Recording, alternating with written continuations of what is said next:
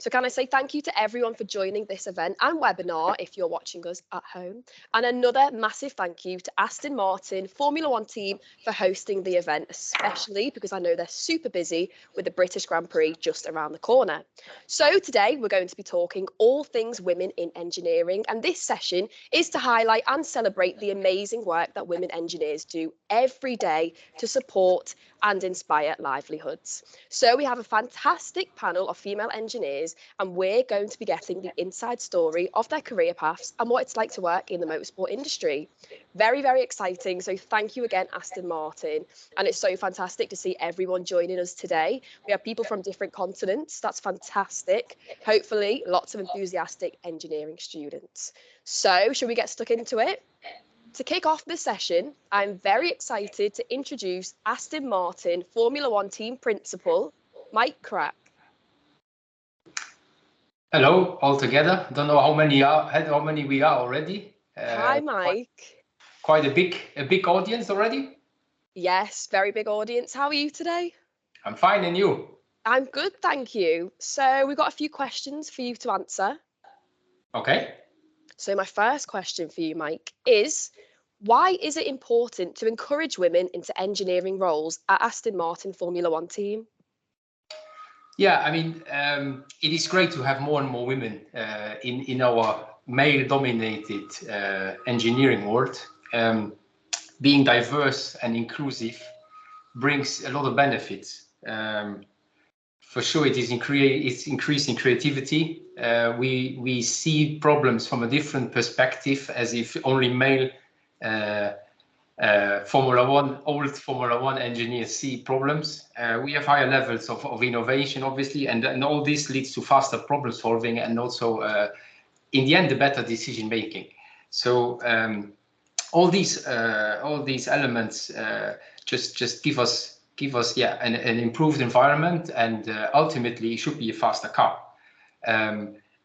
At Aston Martin, we have also started a journey of trying to improve our diversity lately, and we have a number of women who have key roles here in engineering. Some of them, you see them on the screen. They will be panelists today. So all of this, I think, is taking the right direction. However, I think, in the whole industry, we are still in the starting point of having more women in engineering, and that is why I think initiatives like today, the day today, and also our webinar is a very good one.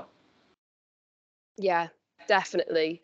So my next question sort of links into exactly what you just said there, really. So why do you think it's important that Aston Martin Formula One team and other engineering companies celebrate events such as these? Yeah, as I said already, I mean, women in engineering give us additional benefits, additional assets. Just mentioned some of them, and such days as today, it gives us a good opportunity to encourage people to follow a path or a career in Formula One. As some of our panelists can also tell, it is appealing. It's a great place to be, and we wish to have more. So from that point of view, I think use the day, make it attractive, get some more enthusiasts today. And thank you to all who organized this, and also to our panelists from Aston Martin F1 and also from Pirelli and FIA to be part of it. And wish you a good 2 hours. Thank you so much, Mike, for your insight and highlighting the importance of diversity and inclusion in the industry. And good luck next week at Silverstone. Thank you very much. Fingers Thanks, crossed. Mike. Thank you. Bye-bye. Okay, fantastic. Beautiful words from Mike. So now we're going to move on to some questions for our lovely panelists. So thank you all for joining me today. If you could, one by one, introduce yourself and tell a little bit about your role. So we'll start with Helen. So my name is Helen Makey, and I am a senior vehicle dynamics engineer at Aston Martin Formula One team. My role involves a lot of simulation, is very focused towards suspension and trying to improve the performance of our car. I widely use in-house simulation tools, but I also use our driver in the loop simulator in order to try and push forward the performance and development of the car. Thank you, Helen. Can we now move on to Susie? Hi there, I'm Susie. I'm a senior composite design engineer at Aston Martin Formula One, as well as being a reliability engineer. My main role is to design basically carbon fiber parts of the car, and mainly brake ducts are my key expertise. I'm involved with all the departments in the factory, from production, from race team, and in my role in reliability, I go trackside occasionally and look after the reliability of the car and make sure it's good to run and score points. Thank you, Susie. So can we now move on to Kate? Hello, I'm Kate and I'm an aerodynamicist with Aston Martin Formula One team. So my day-to-day role is sitting within the rear team in the aerodynamics department, and it's developing surfaces and using a combination of computational and experimental tools to verify and improve them to increase the amount of downforce on the car, reduce the amount of drag, and ultimately make the car go faster. Thanks, Kate. Now can we move on to Scarlett? Hi there, I'm Scarlett and I'm a placement student in the aerodynamics department. My role is quite similar to Kate's, but I work in the rear wing group to, again like Kate, try and increase downforce and reduce drag for more performance. Thanks, Scarlett. So now can we move on to Marissa? Hi everyone, my name is Marissa and I actually work for Aston Martin, the automotive company. The reason I've been invited along today is actually I started my career in F1, so I'm mechanically trained, joined Mercedes AMG HPP, so the powertrain division in Formula One, and was mainly within the program management function there, looking after all products on the different series through 2011, all the way through the hybrid era. I've also worked in build and test in terms of setting up the build and test facilities there, and then rolled out our specification management and parts tracking software to support all the other wider engineering areas of the business. My Formula One career has then founded my automotive career. I actually then moved into Formula One on the road with the Mercedes AMG Project One program, was headhunted for Valkyrie at Aston Martin, which has eventually then led to the position I'm in today, where at Aston Martin I'm head of electrical engineering, integration and technology that looks at all software, vehicle level software integration in the car, test, legislation, and the full electrical architecture that goes along with that with a team of 40 engineers. So definitely a good finding for later in my career. Thank you so much. Can we now move on to Monica?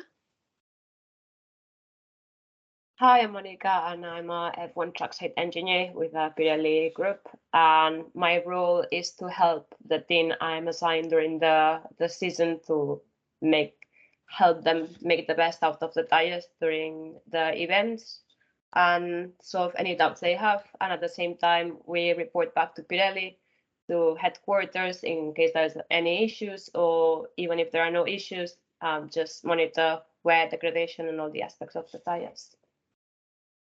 Thank you. And lastly, Nuria. Hello, I'm Nuria. I currently work at the FIA. I'm a permanent scrutineer. This means that I'm in charge of making sure the cars are within the regulations. My terms of expertise are the measurements of the car. So I make sure that all the aerodynamic design that all my colleagues here are designing and building are within the regulations that we establish. Thank you, everyone. So now we have some questions and I would like each and every one of you to answer. If we could follow that same order, that would be great. If you forget, I'll remind you. I've got a little list here. So my first question is, can you tell us about your career in engineering, which you've given us a little insight into, but most importantly, what was the journey like to get where you are now?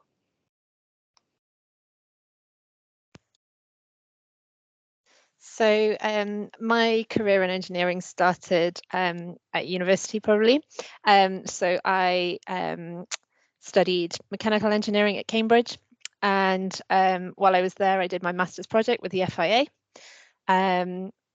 When I left university I had a few different options to follow, but I was lucky enough to win a competition that got me a 6-month placement in an R&D department with a Formula 1 team. And from there, I basically haven't left F1. I've worked in a number of different roles, from placement roles to trackside roles. So I spent 3 years trackside as an engineer, and now I'm a factory-based role as a senior vehicle dynamics engineer. So I've seen a few sides of different factories, different teams, and how areas of the sport work.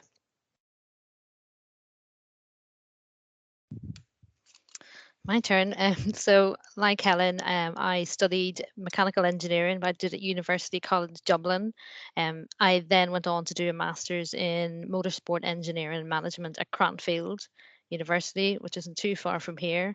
And then I was lucky enough to, straight out of university, to get a junior composite design role at a Formula 1 team. Stayed there for 2.5 years and then moved to this team nearly 8 years ago now, and as a engineer, and worked my way up now to senior composite designer and in my current role. So I've been fairly lucky and a fairly smooth journey. You know, it isn't always like that. So the start of my engineering journey was studying a master's in aerospace engineering at Bristol. And then during my time there, I joined the Formula Student team and decided that if Formula One was going to be an even better version of that, that was definitely something I wanted to look into. So I applied for internships, did an internship with another Formula One team, absolutely loved it, decided Formula One was definitely for me, definitely something that I wanted to get into. So completed my final year at university, and then in the summer of 2020 joined Racing Point, now Aston Martin, as an aerodynamicist.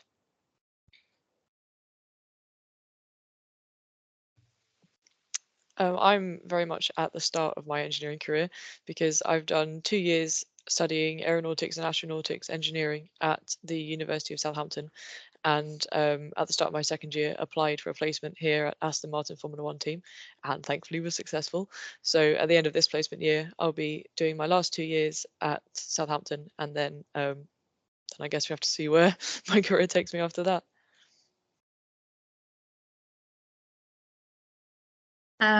So I had always wanted to go into F1 since about 12 years old. I spent a lot of time back in Northern Ireland doing motocross.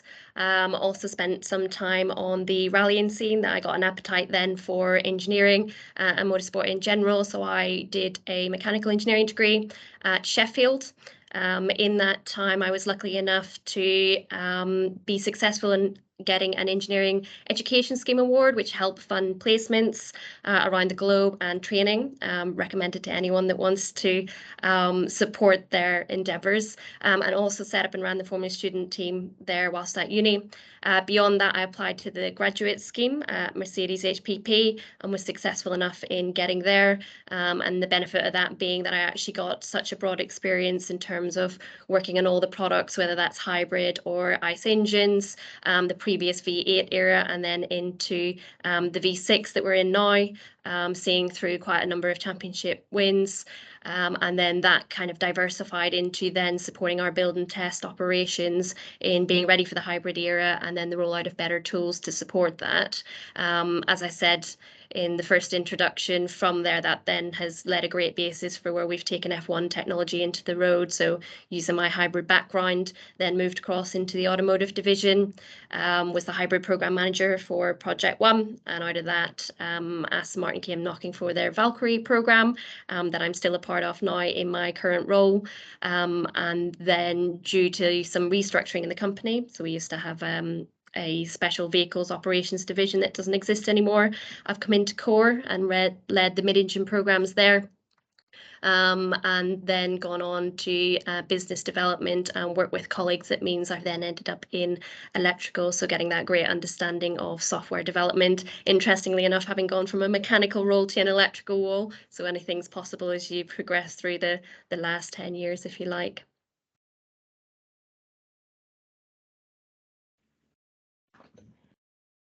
For me, I did a mechanical engineering degree back in Barcelona, and then after that, I also did the Masters of Motorsport in Cranfield. And once I finished, I managed to get a job in Lotus Car, so an automotive company with some engineering consultancy as well involved. I worked in different projects, in chassis projects, powertrain. Resources were short, so you get to move around, help R&D people, so you learn a lot. You get in touch with clients. You get to do much more many things than just a design engineer role. And after 2.5 years or so, I've got the opportunity to work with Pirelli. I took it, and I've been in F1 since 2017, and just been doing this, and I still like it. In parallel, I help to support the graduate program we have. We've just hired 2 new people, and it's 2 girls, so we bring in the next generation. I'm just training them and seeing the future. That's it. Well, my career path is quite atypical. I'm very different to all the rest of my colleagues that have talked here. I'm an industrial engineer in Spain that has given me a very wide and extensive knowledge of several aspects, completely different aspects of the industry. And in addition, I did a PhD on energy. From that point, I had 2 different career paths, completely parallel.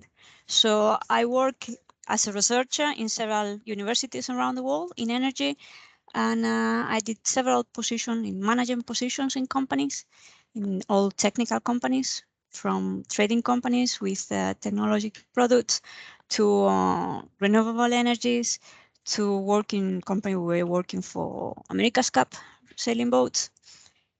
And in parallel, I was a volunteer as an official. So I was for more than 15 years a volunteer in several circuits, always as a technical scrutineer. At a point, I decided to merge 2, decided it was not possible to continue the 2 things in parallel, mainly because my responsibilities in the volunteer side were growing stronger, and I could not handle the 2 things.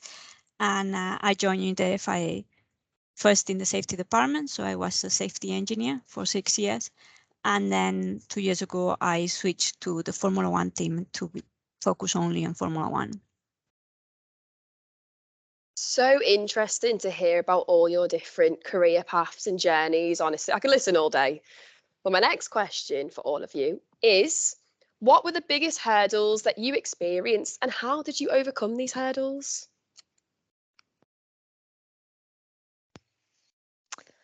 So I'd say that for the whole, my career has actually been fairly smooth. It was all about getting opportunities, so taking opportunities whenever I could. Probably the biggest hurdle that I had at the start of my career was when my placement in R&D was coming to an end, and I was told that there wasn't money basically to keep me in R&D. And so at that point, I decided that I wanted to stay in Formula 1. So I went and just spoke to the technical director and persuaded him that I was good enough to be given a graduate job with the team. And so I guess it just shows that you can overcome hurdles. You just got to try hard enough and be confident enough in yourself. Well, I would say my biggest hurdle was probably my own self-belief in whether I was good enough. I'm sure you guys have experienced it. I would say I have imposter syndrome on occasion. And, I've been doing this 10 years now. And I'd say only in the last few years I've been confident enough to say that I can do it, and I deserve to be here. I've worked hard. So I think that for me that was my biggest hurdle. It was my own self-belief. And I think that fairly common in women to have that. So that'd be it. I'm exactly the same as Susie, that my biggest hurdle was my own self-belief, experiencing imposter syndrome. And I'd say that the kind of biggest things that have helped me more recently overcome this is things such as speaking to other people. It's quite common, other people experience it, and that's kind of reassuring that it's not you, it's not just you, you're not in it alone, and actually having these conversations with other people and other women can be really positive. And then it's things such as celebrating your successes. Actually, yeah, I've done a really good job on this, that's great, and kind of acknowledging that. And then also being proactive in seeking out feedback. So rather than worrying, or have I done a good job here, or maybe I didn't do this right, actually going to the people that you've been working with, asking for feedback. So then if there is anything, you can take that on board, you can then apply it, make any necessary changes. So then you've got that confidence that you're kind of going to be doing an even better job in the future. I think that my biggest hurdle was a few years ago when I was very young and had this vision of exactly what I wanted to do and exactly who I wanted to be, and then quickly realized I had absolutely no network at all and knew absolutely no one in the industry and had no one to go to for advice or help or connections or anything. So it was really kind of having to start from a completely blank sheet of paper and build it just completely off my own back. I think that was probably the most difficult thing for me. So yeah, I probably have two main ones. So back in my early career, it was trying to get those work experience opportunities. So I'd never planned to take a year out where internships would be the norm. I did summer placements. So what I found is I used the engineering education scheme grant that's open to most university engineering students to basically self-fund placements. So I managed to get placements, being from Northern Ireland, in England, in Germany with X-Ray to do the Paris-Dakar, and also IndyCar in America. All those placements weren't paid. America cost me $2,000 to go for a summer and do that placement, but it was that experience that then set me apart later. So I think it's about finding that early experience, finding ways to get that early experience. Internships are definitely a great way. Most of the interns that I worked with in F1 and in Aston Martin now do come back as graduates. And then the biggest one probably in my main career was early in my career. I think I was quite confident in my abilities, but I find that I was criticized quite heavily for my communication, and it took a long time for that kind to stop unsettling me and to do something about it. So I made a proactive step in using my peer network, both at a management level and a working level, to get active feedback from meetings or emails or forums that I was in. Unfortunately, it was the case I never quite bridged that gap with my senior management, actually, if I'm speaking openly. And it wasn't until I moved from F1 and the company I'd been in into Aston Martin, where actually the biases aren't always your own. It might just be those that you're working with. They're maybe not used to a way of communicating, because actually communication is considered to be one of my biggest strengths here at Aston Martin. So sometimes just be careful about how much you really doubt your own abilities. If you feel you've made every effort to take steps to improve and you're not getting there, don't always be as disheartened as I was at the time, because sometimes it's not just about your own perspective, it's about how those perceive you. So that was probably the biggest thing that I had to overcome in my career, was losing that confidence and then realizing it wasn't always to do with me personally. My biggest hurdle was probably my first year in university. I did a really bad second half, and I was probably juggling way too many things at the time. So I learned I had to take a step backwards from some of it, and then I passed with flying colors. So sometimes you need to drop something.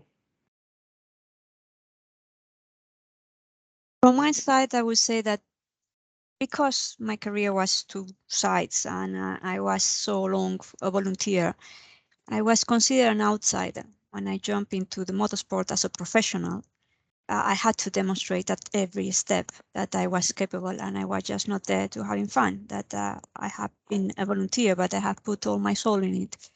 And also I did it at quite late age. This means that I moved into motorsport professionally when I was 38 years old.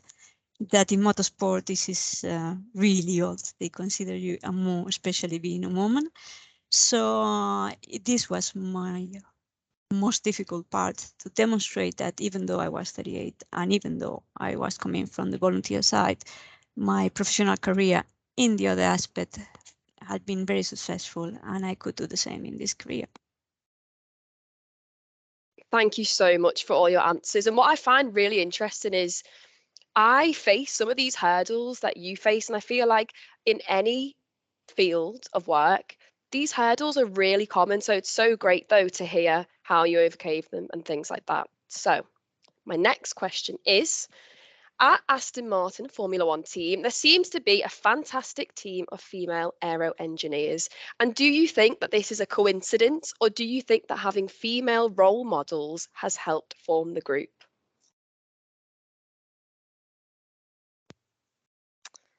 So I'm not an aero engineer, but I do see that there is a great team of female engineers in the aero department here.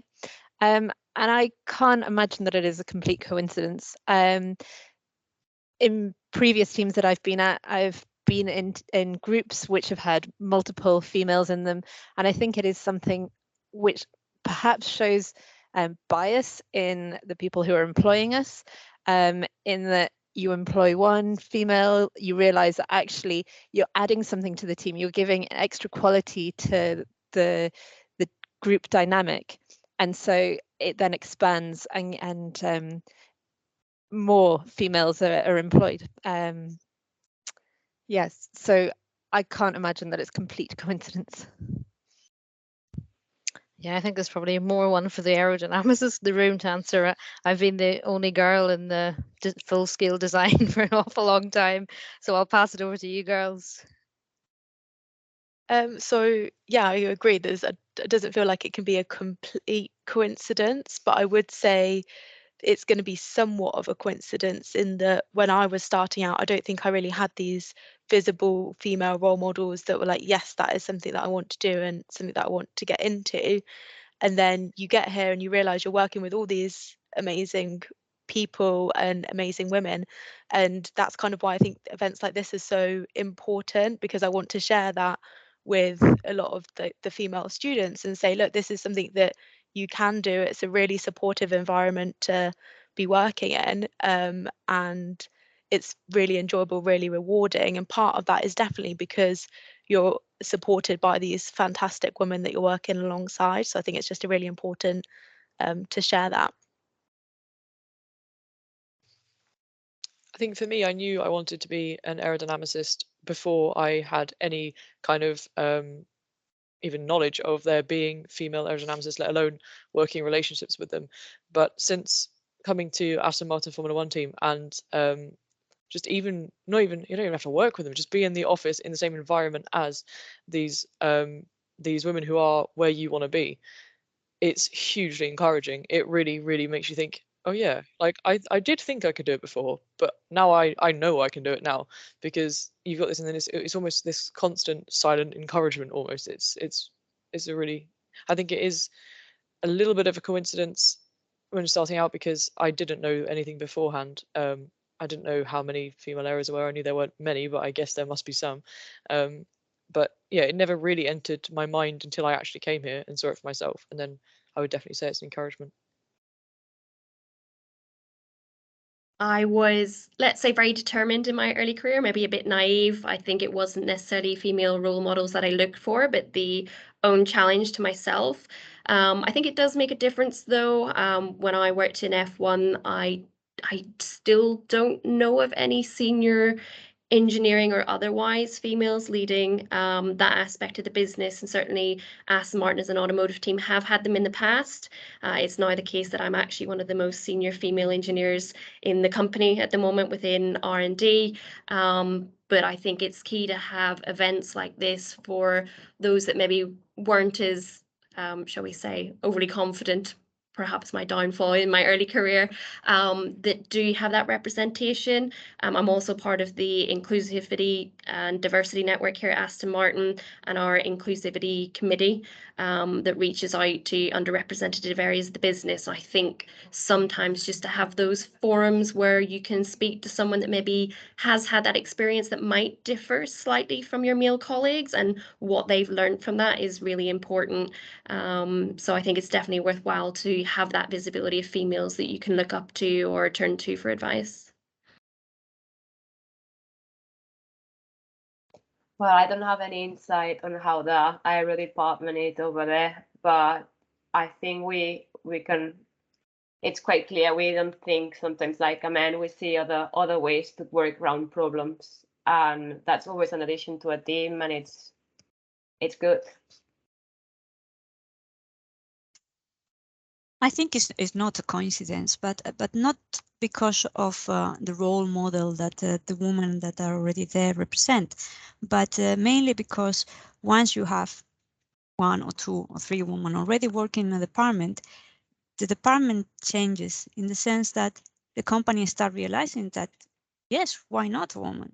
It's exactly the same job. So it opens their minds, and for the next jobs, they don't focus so much if it's a man or a woman. So always the most difficult ones are the first ones, because they don't not just need to compete with the others, they need to demonstrate they really can do the job. So once you have demonstrated that and you have a group of women in the team that can do it, it's easier for the others to come in. And I think it's not a coincidence, it's just that they have already demonstrated, so we need to thank the first ones. Thank you, everyone. Lovely answers. So my next question is, many people have dreams of working in Formula One. So for those of you that work or have worked in Formula One, how have you found it, and was it what you expected it to be?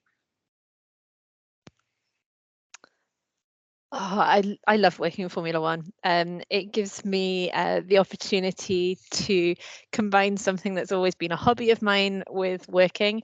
And I do have to sometimes look back and think, oh, wow, actually, you're doing what you always dreamt of doing when you were a kid.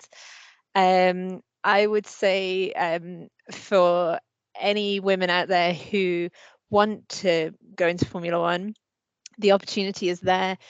There is a good support network. There are more and more women that are working as engineers and throughout other departments of the company as well, and every team. So I think just go for it if you want to do it.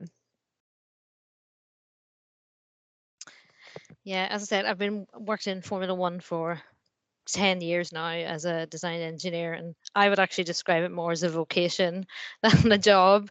It's constant, it's stressful, but the thrill is worth it. And to see something that I have designed and have inputted and see it being made in the factory, and also I get to go trackside and see it fitted to a car and actually make the car that little bit faster, it's so rewarding and worth all the time and effort that I spend here. And if anyone's considering it, just I would do it, and just if that's what you want to do it, and you can do it. And I hope that us here today shows you that it is possible. Yeah, it's absolutely amazing, and I'm so glad that I've got to where I am today. I can't imagine working in another industry. I absolutely love the challenge. I love the kind of fast-paced environment that we get to work in, and I love the fact that I can have such a direct impact on car performance. That's really rewarding for me. And also the people that I work with are absolutely fantastic. You get to work with people who are so clever but so lovely to work with as well. And I think that when you're working in a team environment like this and you're working towards that common goal, everyone's wanting the same thing, everyone wants to make the car go faster. That's such a special environment to be in, and I think everyone should experience that, definitely. For me, because I've only been working in F1 for under a year, everything is just so surreal still. It's it's just so odd when you you watch the race on TV and you see them when they film the Aston, and you look and you think, I did that bit of the car. Like, I actually designed that. What? And then you go to lunch and you walk past the race bays and there's the car there and you think, I contributed to that. Part of that is actually down to me, and it's just the most incredible feeling, and it's literally addictive. Like, you don't want to stop doing it. It's just all you want to do is keep making the car faster, keep making it better.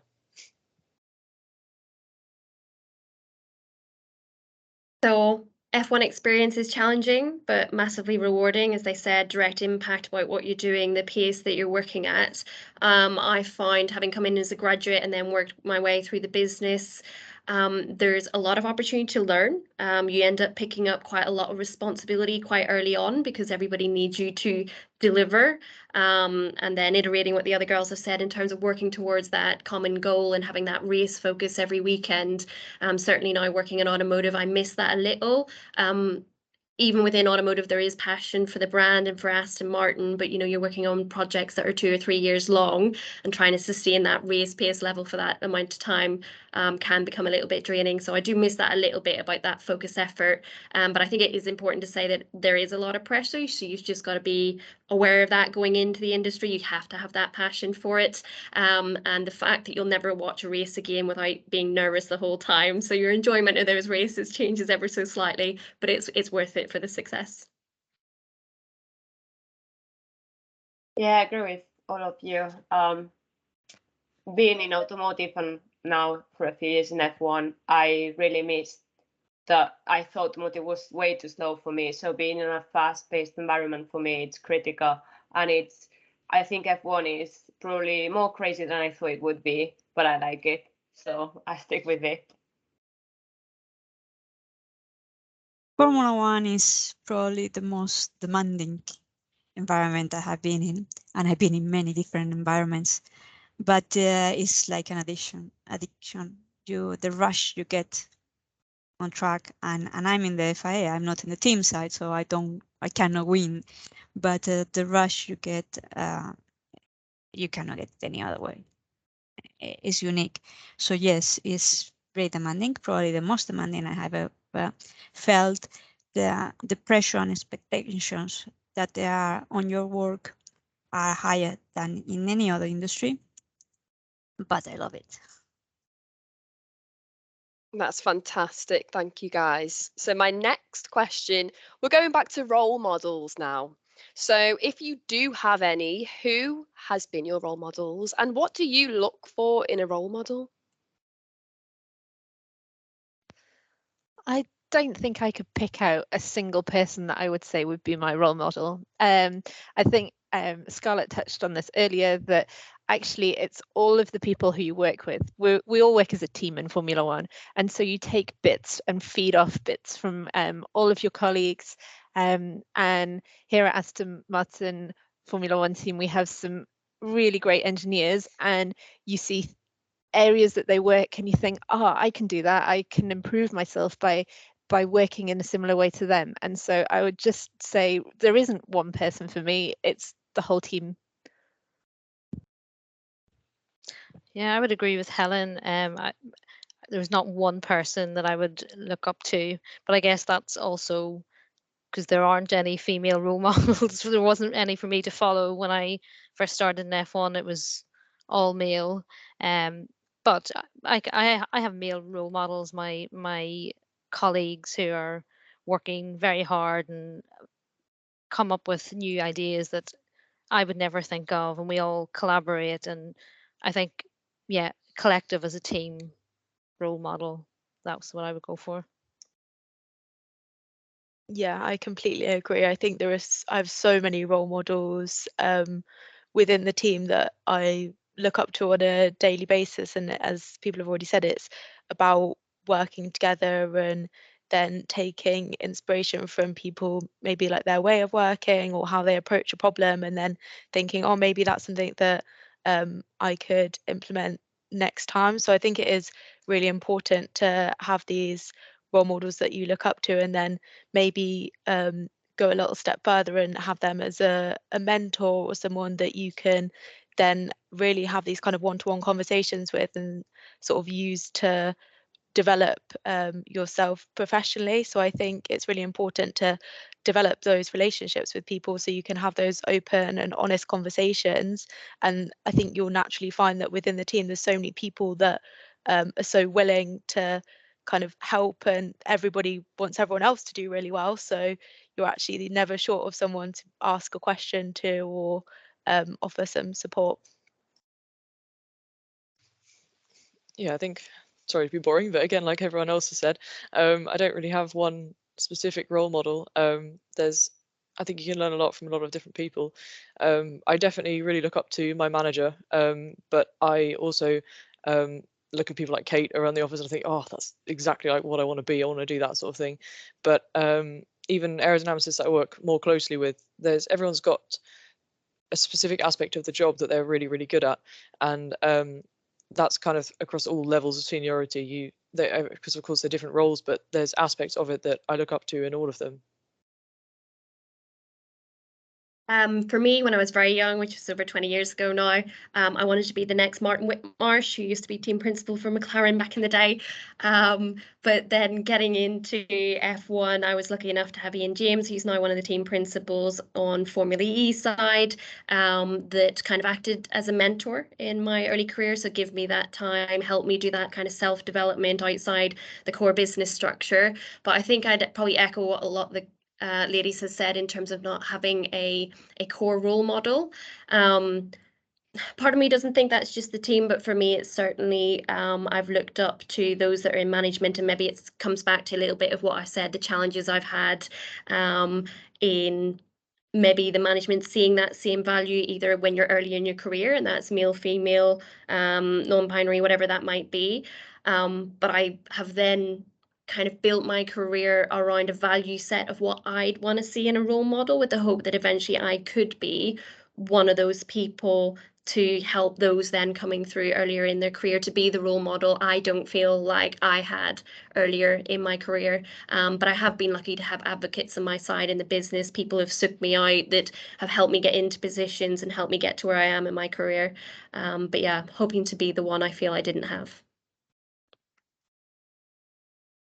Yeah, I don't have a role model either. I just knew I wanted to be trackside, and that was my goal, and I just worked hard for it.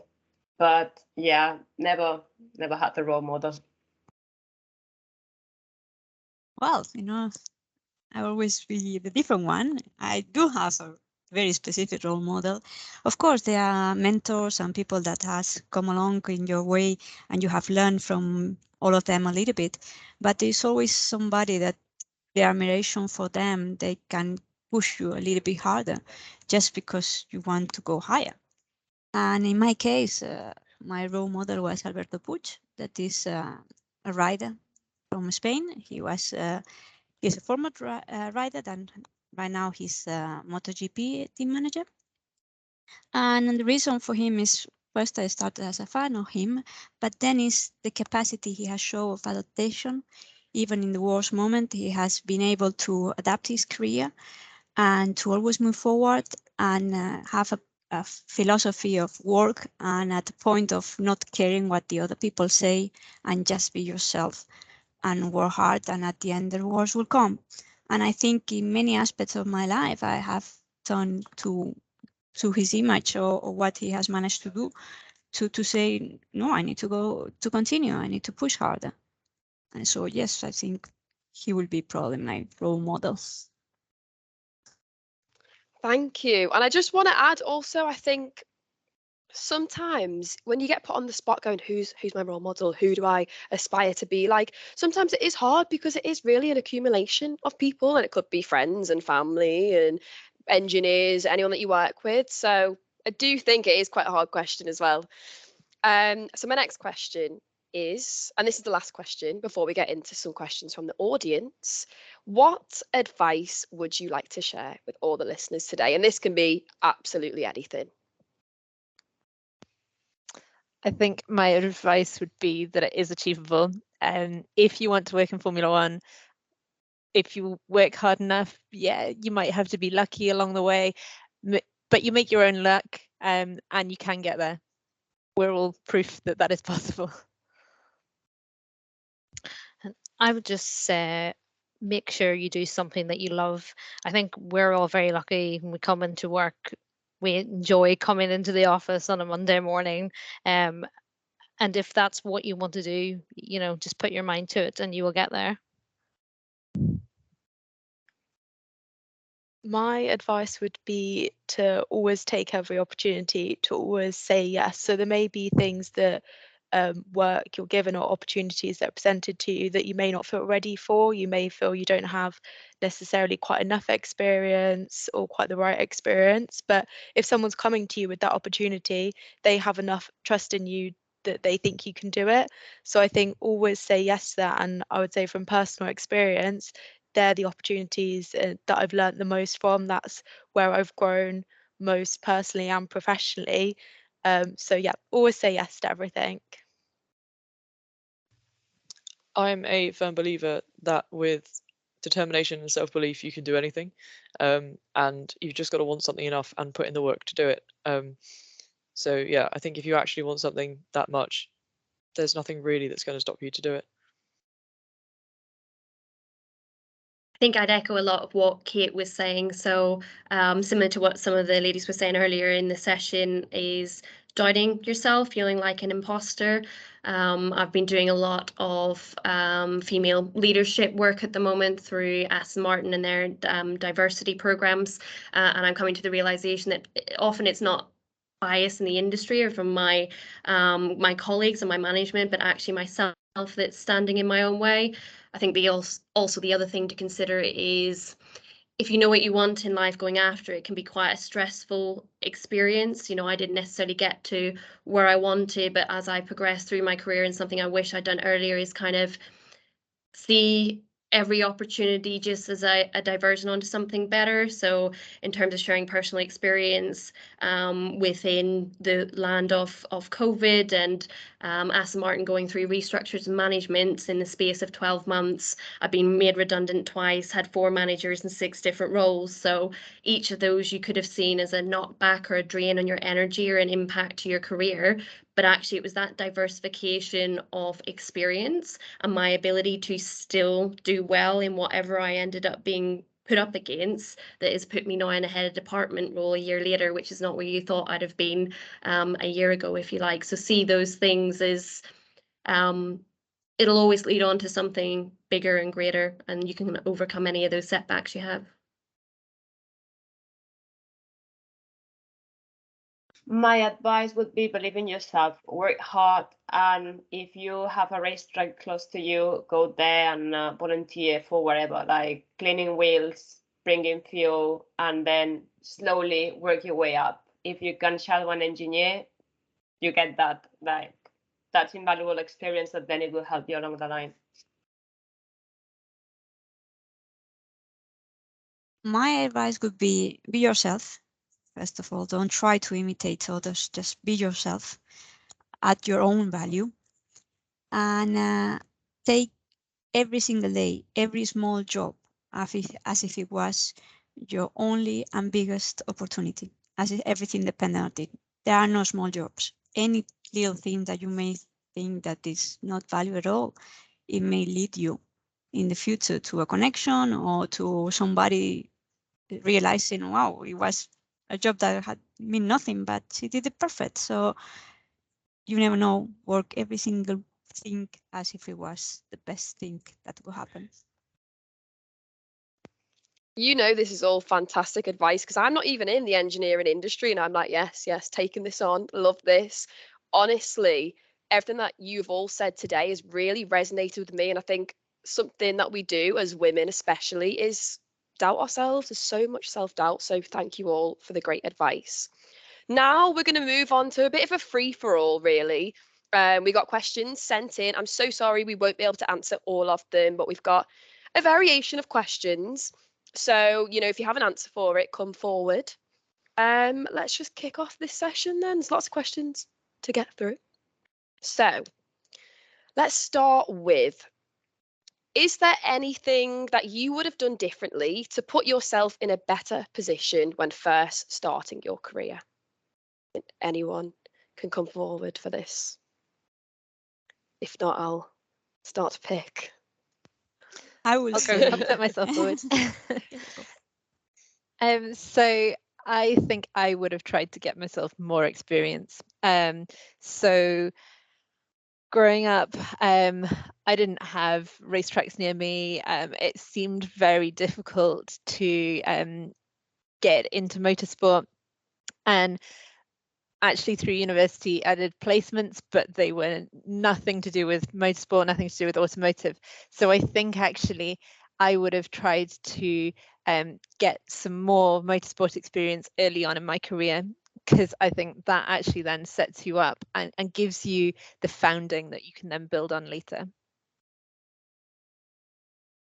Thank you. Any more answers for that one? I'll move on to the next one. Marissa? Yeah, so I was just going to say to maybe early in your career, even at university and the extracurriculars you do, maybe look to understand what you believe your key skills and strengths to be versus where you want to see yourself be. So I certainly had always wanted to go trackside, look at strategy work and core engineering, but actually when it came to my graduate career, it turns out that management, strategy, vision, making things happen, getting things done is where my strength is. And it took me a long time early in my career to kind of come to terms with the fact that my career path and what I'd build on from my strengths was actually quite different to where I saw myself early in my career. And I don't regret where I've ended up coming, but it was definitely a battle I had. So maybe just be aware of that going into your career and kind of the different paths that you might find you end up taking that you didn't even expect. Thank you. So the next few questions are really about equality or perhaps inequality. So I feel like I would actually like to hear everyone's answers to this. So I might just go around again for this one because I do want to know what everyone's saying. So the first one is, do you feel that in the engineering world, women are still seen and approached as less or inferior to men?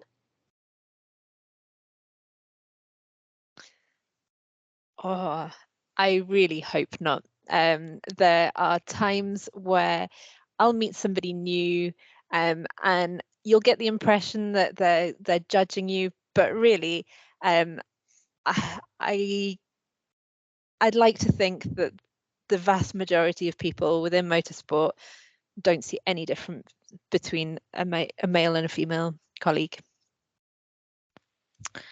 I think it is getting better, but I think when I first started out in my career, I had to prove myself more than my male colleagues to some of the older male colleagues in a different team. But I think there are still little issues, but you know, we're getting there, and I think progress is always good.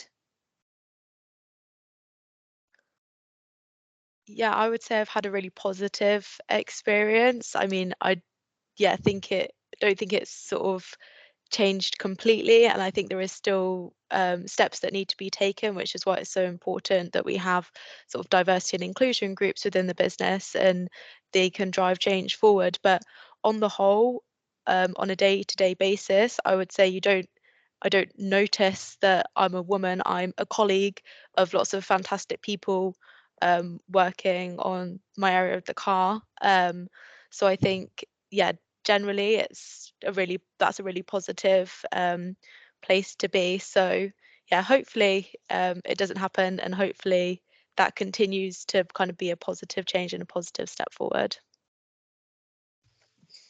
I think that at Aston Martin, I'm not treated as less or inferior than kind of an equivalent male colleague.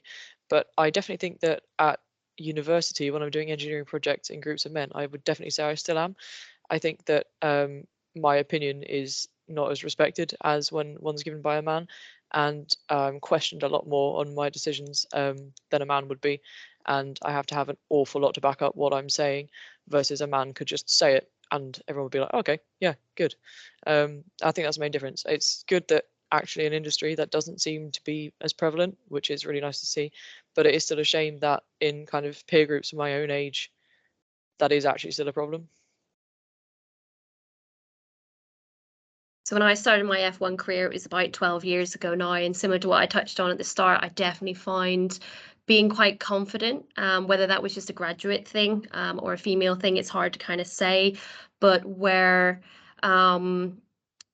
I did have that criticism on communication and had to do that work, whereas I was actually responsible for a lot of our graduate and intern intake training at the time. And what I did experience is those gentlemen, although I rated them and would have made exactly the same promotions and the same roles because I really rated their skill set, certainly it seemed to come a little bit easier, a little bit sooner for them than it did for me back then. Having moved on since then, I don't see the same. I've tended to find throughout my career, my peers and my colleagues, I've never really had a problem with, to the point that they've been supportive in that development of my career. And it was just always bridging that gap with, as Susie said, that kind of older generation of engineers.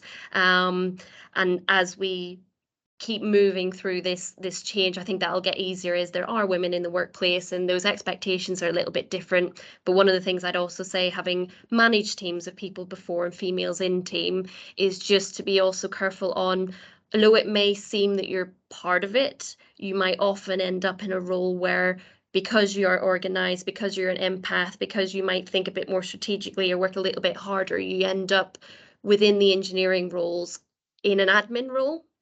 So don't be that person that necessarily organizes the staff night out or takes the minutes in a meeting or does something, because your colleagues elsewhere are just as capable. And if you want to be seen as good at what you do from an engineering perspective, don't allow those more administrative tasks to take away from what value you're really trying to demonstrate to the rest of the business. I've had to put a stop to that within females in my own team and set boundaries with managers that say, I'm sorry, that's not something I'll be able to offer her to support with, because she's actually core work that she needs to be doing for me. So use those people to advocate for that on your behalf. Well, on my day-to-day work, I don't find any difference to what a man would do, but I agree with Scarlett. In uni, I had a few situations where I felt I wasn't treated the same and had some comments, but I just worked harder than them and understood them. So, but in the past, I had one difficult boss that also pushed me to do all the admin works. And what you have to do at the end is go face to face and say, look, I'm not comfortable doing this. I could be doing something which is much more rewarding for myself and for the company. And sometimes you have to face it and finish it off. I agree with most of my colleagues, what they have said. And I think one of the main thing is you still need to prove yourself a little bit stronger to be taken into account. Just at the beginning, usually just at the beginning, when they start working with you, once you have worked and you have demonstrated, then there's no difference, then they treat you. But it's true that every time you take a new position or you encounter a new group of teams, you need to demonstrate it harder than your colleagues. In Formula One, maybe a little bit less than in other categories, but if you go to motorsport, to lower categories, and I have gone all the way through karting to all the, oh yes, you go to national level, regional levels, there is really, you need to demonstrate yourself. You get the reply of what the girl is gonna know. This, you get it all the time. So yes, fortunately in Formula One is less evident. There's still a little bit, but less. Thank you. Marissa, I can see you've got your hand up. Yeah, I just felt I might have been a bit negative in my past experience. So I also just wanted to touch on that it can be a benefit to be seen differently. So certainly in my early career, being a woman in motorsport, it is a little bit more unexpected, but what I've ended up finding actually is you become more memorable as a result. So I've certainly had opportunities that came to pass because they remembered you, because they saw you were enthusiastic and keen. So when I worked in rallying back in Northern Ireland, I met a person for a couple of days, who then rang me a year later, having remembered me, to see if I'd like to come and do a placement in Germany. I've also had that opportunity just, you know, speaking with Debbie this week. 5-minute conversation has led to this wonderful opportunity today. So don't always see it as a negative and something you need to overcome, because sometimes it can be your best asset. Thank you. That was a lovely note to add also. So my next question is about networking. So obviously a big factor in securing your dream job is networking. And I know we already briefly touched on it, so anyone can come forward for this question. But do you have any tips on how to expand and develop your personal networks? I wouldn't mind taking this one because I'm all about networking. I've definitely got a lot of opportunities through just like basically being really annoying. I messaged a lot of people on LinkedIn, definitely a few years ago, messaged a lot of people a lot of the time. And I've definitely been known to turn up to industrial estates around Silverstone with a stack of CVs and knock on doors and try and annoy my way into work experience places, which worked. I think probably put off more companies than I was successful with, but I got a few of them. So yeah, I think that's definitely my tip, is just tenacity, keep going. It's like someone will find it an asset rather than a negative. Yeah, if you're kind of, if it's really what you want and you really want to put your heart and soul into it, then yeah, tenacity is your best friend. Thanks, Scarlett. We love LinkedIn, by the way.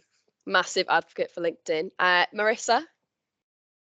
So I'd echo what's just been said. So when I was looking for placement, I think I sent CVs out to 77 different motorsports company in the end, but that's how I ended up in America in IndyCar. So it does come off, and what you tend to find, particularly within the motorsports industry, is people move around a lot. So those contacts that you meet early on in your career then become opportunities later.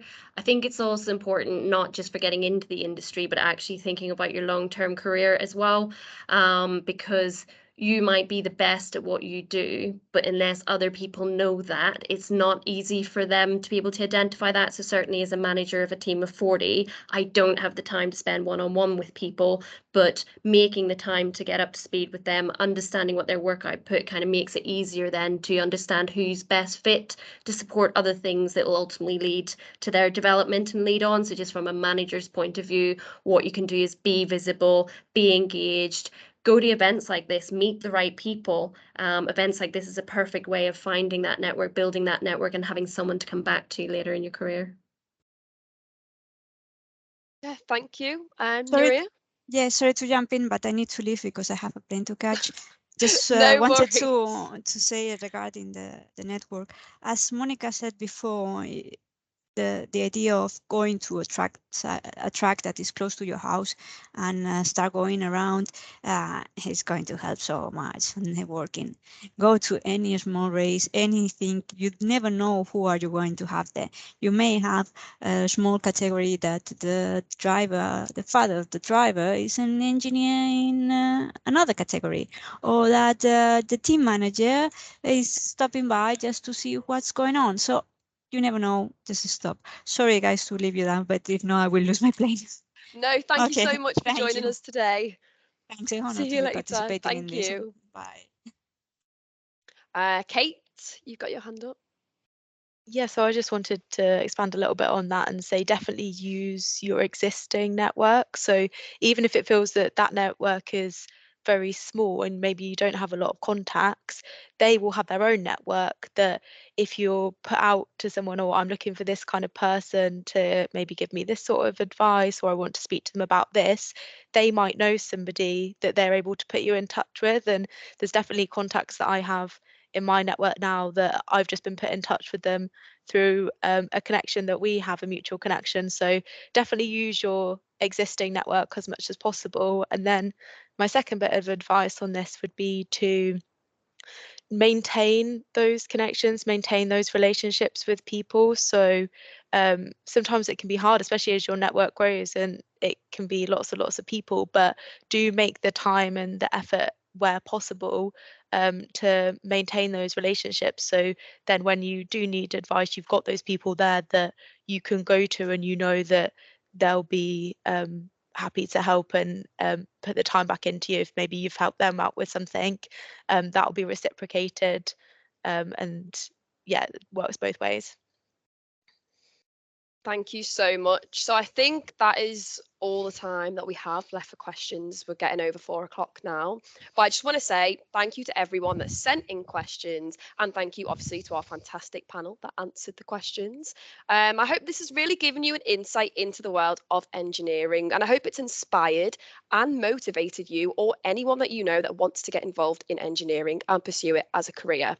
And I think it's so important to celebrate events like these because representation matters and role models do matter. And it's days like these that put us in the right direction of creating equal opportunities and inspiring women in engineering all over the world. So thank you again, Aston Martin, for hosting this event. Thank you again to our lovely panelists also. I think we're all going to pose and smile because they're going to take a screenshot at the end of this.